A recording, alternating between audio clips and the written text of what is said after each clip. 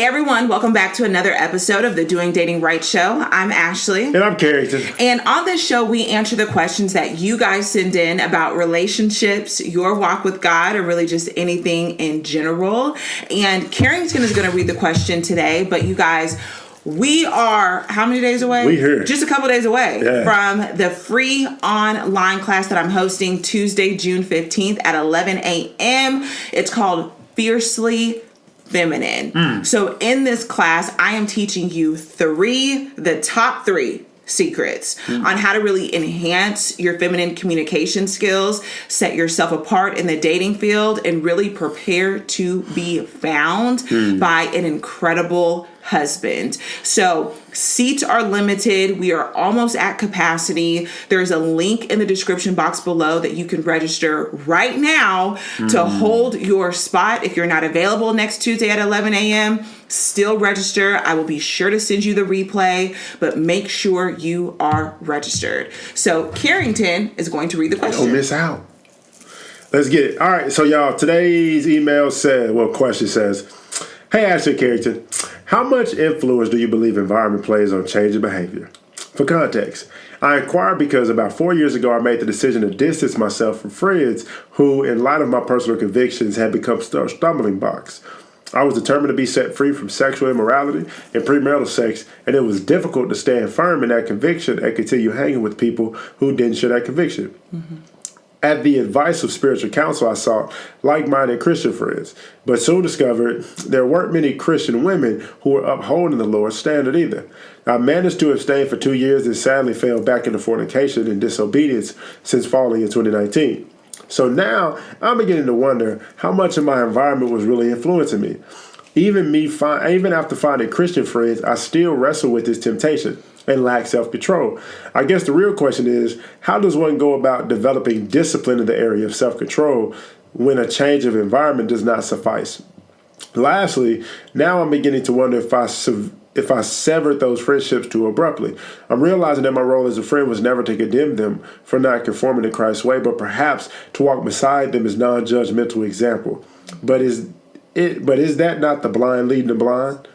Because clearly, despite the conviction, this is an area I'm still struggling. Honestly, I'm so confused. Yeah, that's exactly. There's a lot of confusion, but thank you for writing us because we are here to help you. For sure. So number one, let me first address this topic of self-control and how even though you separated yourself, you still find yourself struggling with self-control.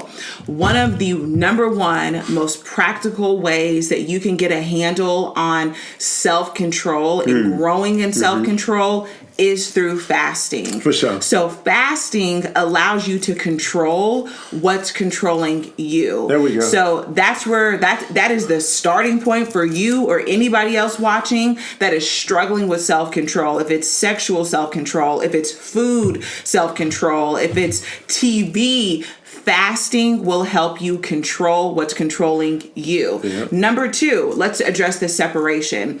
Sometimes it is necessary for you to separate yourself for a season, maybe even a lifetime from people. Sure. And you said sever friendships. You don't always have to, it doesn't have to be some harsh thing. It can be a gradual separation where you just grow apart. Yeah. But you did not do anything wrong by separating yourself because you knew that you were being influenced in the wrong way. The proverb says, the company of fools suffers harm. For sure. So you separating yourself is not a bad thing. Now, it can be temporary and it's usually very necessary.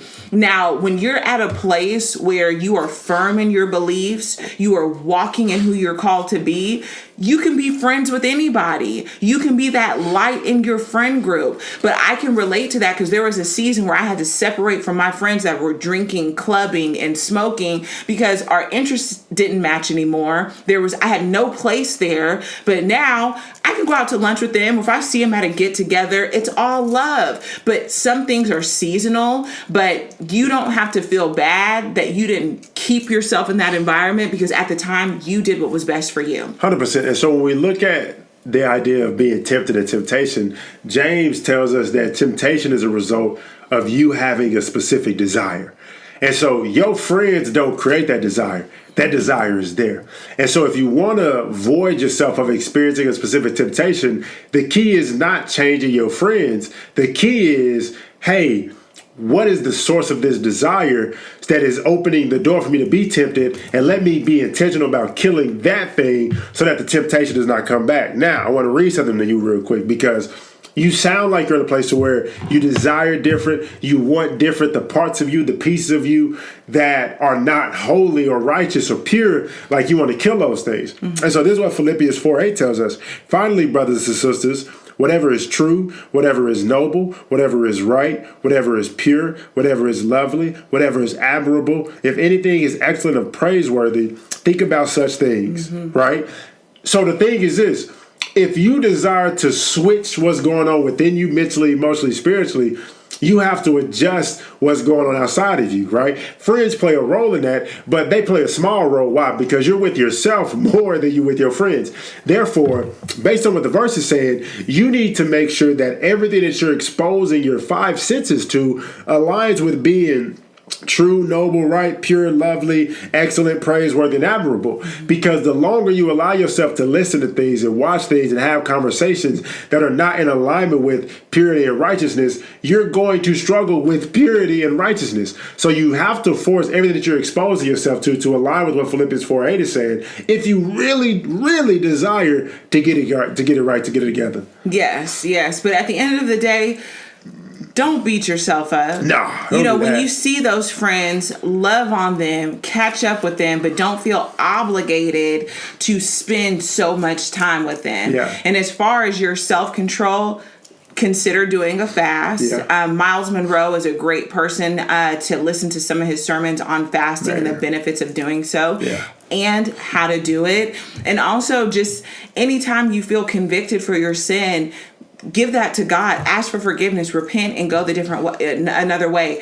None of us are perfect, okay? So do not beat yourself up, but we just want to pat you on the back for trying. For sure. So thank you so much for sending in this question. If anyone else has questions for us, email us at info@802gametime.com.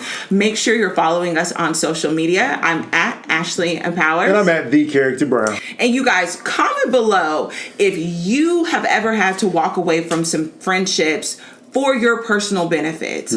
Let us know in the comments below, and we'll see you guys next time. Peace out, y'all.